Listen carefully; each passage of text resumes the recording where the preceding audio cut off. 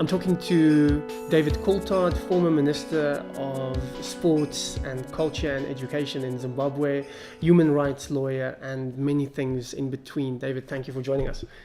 Great being with you.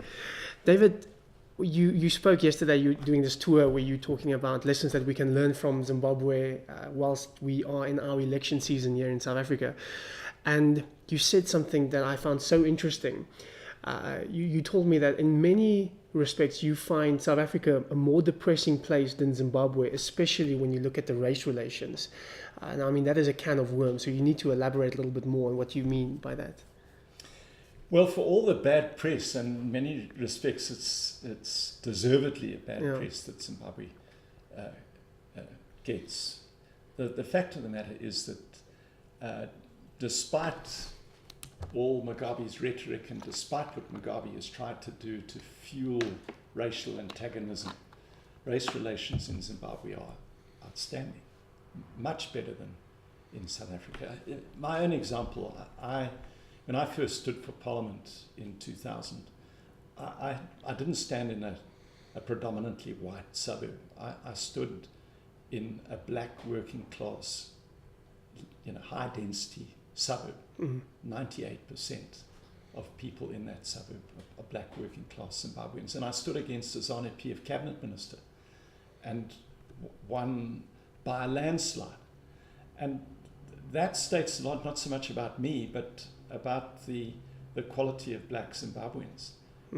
That they were prepared to overlook the fact that I had fought for Smith in the 1970s. And they looked more at my recent track record and showed remarkable levels of forgiveness for my past. And it, in my way of thinking, that says a massive amount about black Zimbabweans. Okay. As an outsider looking in South Africa, what do you see that troubles you? Well, unfortunately, apartheid is closer in time to the end of our equivalent of apartheid in Zimbabwe. We're a decade on in Zimbabwe, and that explains some of it. And of course, apartheid in many respects was far more brutal than the Rhodesians. The Rhodesians weren't as ideologically pure as the nationalists were, and I don't believe that there were the same level of torture in Zimbabwe as perhaps there was in South Africa. And so, to that extent, it explains why there is such a high level of tension in this country compared to Zimbabwe. I think another difference, though, goes back to something else that I was speaking about yesterday, and that's the difference in the education system.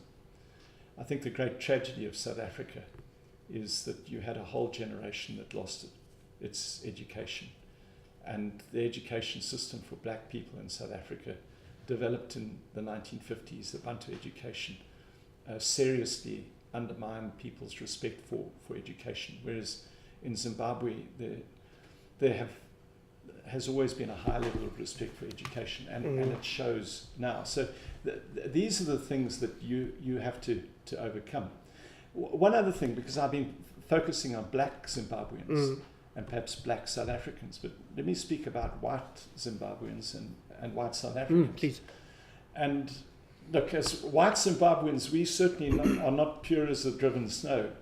We're just as sinful as white South Africans. But I think in some respects, the humility that we've learnt in the last 2 decades has been good for us. White commercial farmers in Zimbabwe were largely a very arrogant bunch, and we were all very arrogant as whites. And we've endured, great hardships along with black Zimbabweans. Those of us who've got involved in politics have had assassination attempts, and we've been detained, and we've had the police, marching through our houses, and there's been a cost. And it's been good for us. The Bible says, rejoice in your trials because it refines us.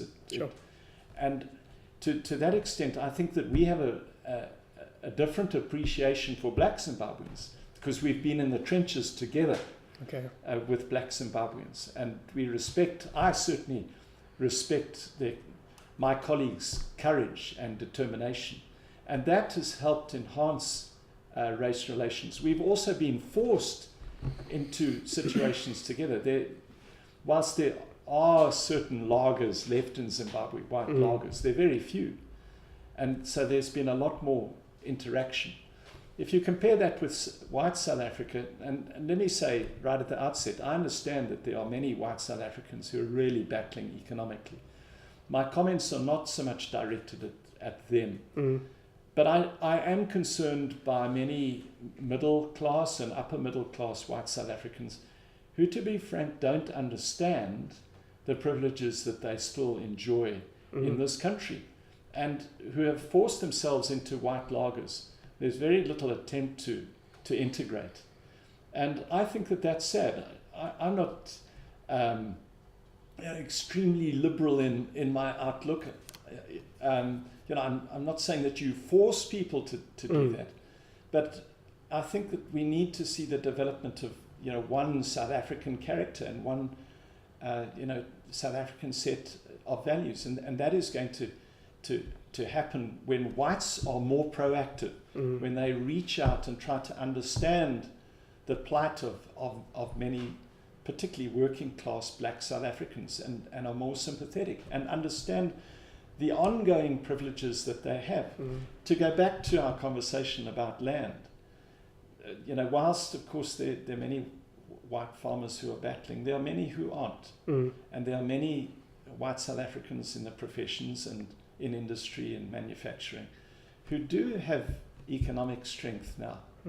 And if they were prepared to reach out, I think that they would play a major role in lessening racial tensions in this country. And that's why I find South Africa more depressing from that perspective than Zimbabwean. We are 10 years on. Hopefully there is this progression in South Africa, and so that hopefully in 10 years you're going to find yourself in a much better place than you are now. And hopefully without the hardships that you guys had to go through. Hopefully we can get to that place in a bit of a different way. When you're talking about this race relations, it is almost as if it's almost as if you're saying, look, white people are missing out when you guys are in your enclaves, when you guys are in your laar track mentality. There are wonderful relationships and friendships to be had, and that's obviously what your experience in Zimbabwe is informing.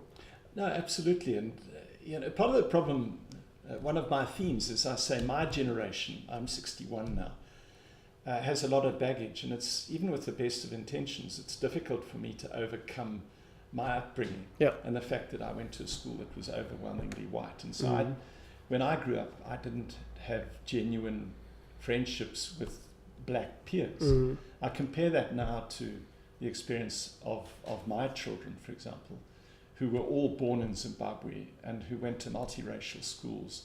I use the example of my sons, whose groomsmen were black Zimbabweans, and they have these very special relationships. And it doesn't mean that they have abandoned their Scottish roots and their Scottish culture and, doing the strip the willow dances and, perhaps tikkie dry in an Afrikaans perspective. They maintain their culture, but they have this whole new vista of black culture, which has enriched their experience in black music.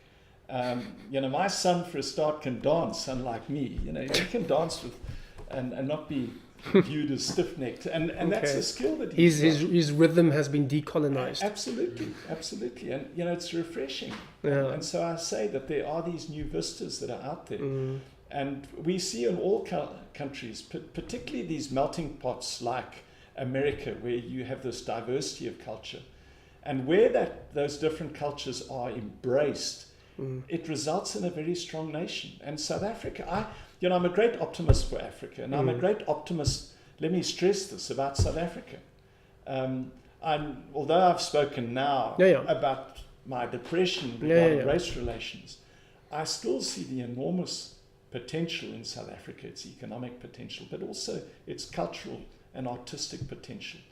And we see it in some respects. Johnny Clegg is a good example of how he embraced black culture and fused it with white culture and created, this quite remarkable band and music. Yeah. But that can be applied right across the board in South Africa if we have the right outlook. Well, that's a lovely note to end on. David Coulthard, thank you very much. Good.